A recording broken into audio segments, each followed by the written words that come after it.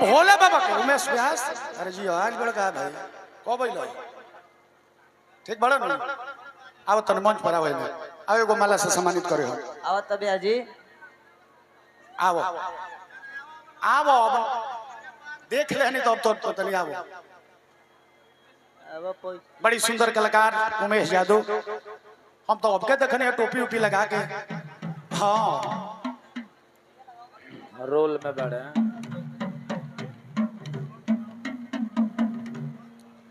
संत शिरोमणि अर्जुन बाबा से भी आग्रह करब कि तनी मंच पर आई हमरा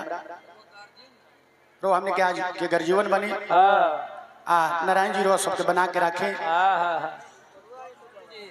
उमेश बाबू के एगो माला दे के सम्मानित करो और वो सब जोरदार थप्पड़ी बजा के अब बबुआ के आशीर्वाद देवे के बाद बाजे थप्पड़ी तालियां तालियां तालियां नारायण जी बना के रखे सजिंदो वाला पैसा आजीवन पद प्रतिष्ठा बरकरार रहे मनोकामना पूरा होके हम यह माई से प्रार्थना करो। संत जी वो कलाकार कहीं के हो खस भैया जी कलाकार सब भाई होंगे कलाकार कोनो जिला के हो खस कलाकार कलाकार भाई होते हैं सब माई के बेटा हैं तो संत शिरोमणि दास जी महाराज कन्या जी एगो माला से सम्मानित करो जोरदार थप्पड़ी बजा के स्वागत करे करो। तालियां तालियां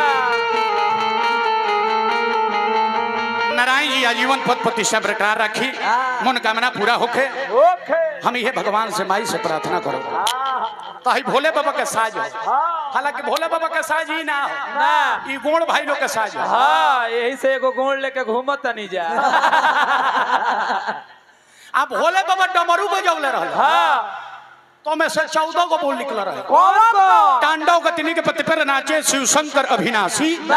दिमिक दिमिक डिमंडबरू बाजे गणराशि गणराशि गणराशि गणराशि गणराशि जवना में से 7 गो माई शारदे के देहल गई 14 गो में से 7 गो माई सरस्वती के देहल गई जे कर देखे रख तू करो बाकी रो ताला के चाबी अभी भोले बाबा के लगे हमने कहई बजाई ले सो एकर नाम हुड़का ये महादेव डीजे है बाबा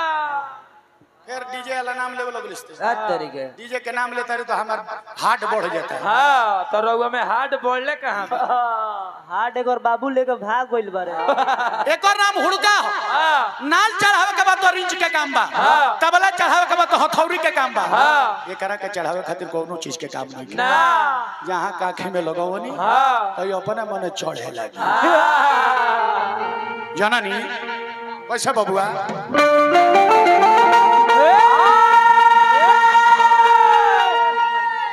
छपरा जिला कोकिल कंठ को उपाधि जरा मिलल स्वर्गीय बाबू वीरेंद्र सिंह जी बनिया निवासी परसा थाना जेकर के बंगाल बिहार के टाइगर कहल गई कोकिल कंठ के उपाधि मिलल रवा तो भाई कलकत्ता रहल बनी जाना तनी वही बाबू वीरेंद्र सिंह पचरा गावत रहनी हम अपना पिताजी के मुखार दिन से सुनले रहनी कैसा बबुआ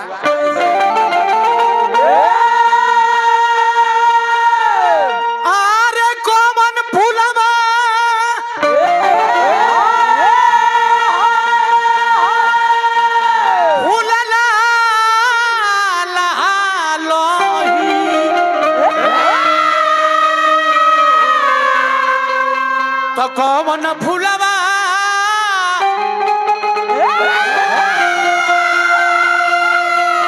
अरे राथवा सजुए हो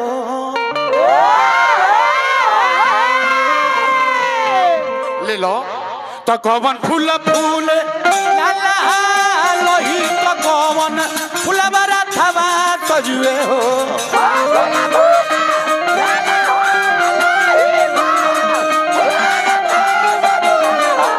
कवन फूल फूल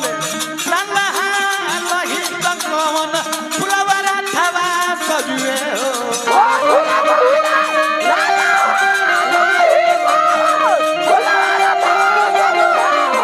ए माई हो ए माई हो ए माई हो कवन फूलवा रोहे लूल भाई हो सेवा कावा रौरी मटिया जो हुए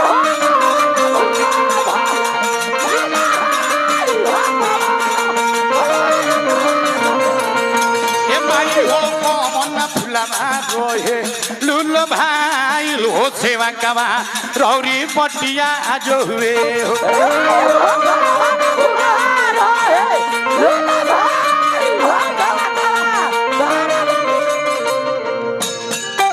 हके चढ़ाई दये मैया सुनरी नरिया दवा हो की गंगा हो हके चढ़ाई दये मैया सुनरी नरिया दवा हो की गंगा हो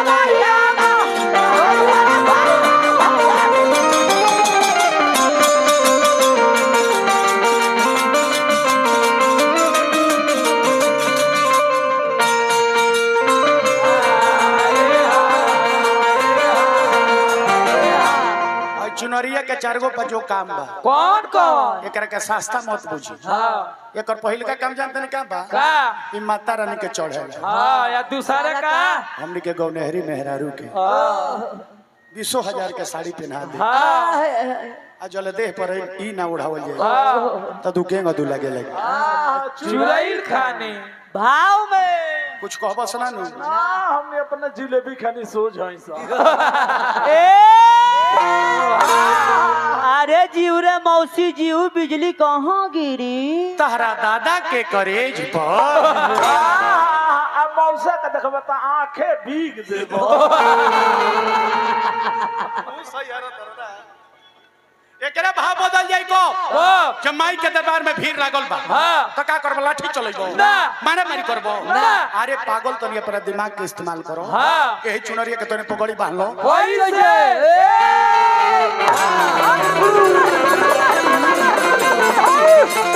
जय मां दुर्गे जय मां दुर्गे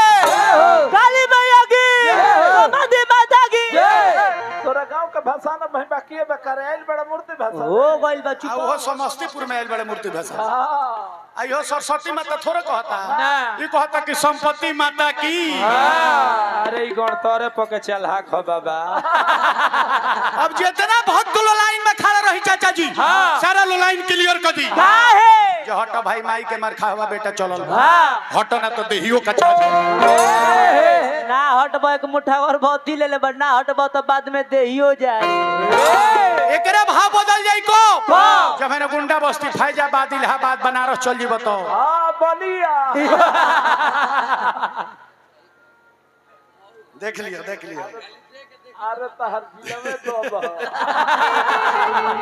ऐसे मत कहो चेला हवा हमारे ऐसे मत कहो उ लोग कैसे भाव करला बबुआ वही से यानी हमरा योर देखी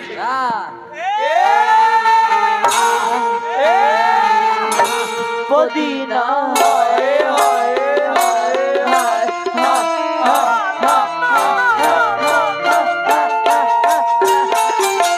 ए बाबा होई इतना लोई में कहे कोहरत लो जी खाली तहर मोट देहिया देख के जी तो तनी ले लपा खाई को बेसी समय नहीं के बेसी समय नहीं के ए बबुआ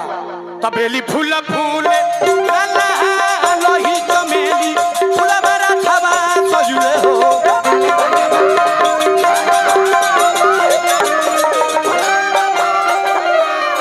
ए माई हो ए माई हो ए माई हो अढ़ौल फूलवा रोहे फूल भाई हो सेवा खावा रौरी पटिया जो हुए